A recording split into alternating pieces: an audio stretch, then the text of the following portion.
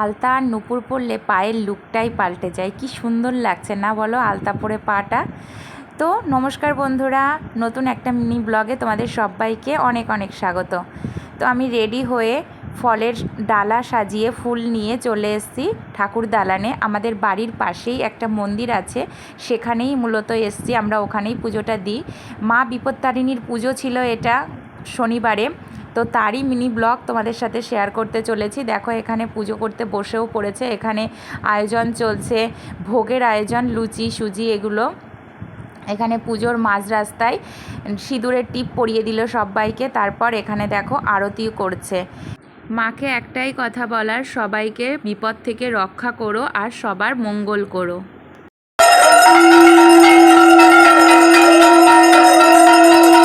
পুজো তো শেষ, পুজো করে মনটা খুব ভালো লাগলো। সবার কেমন লাগলো অবশ্যই জানিও।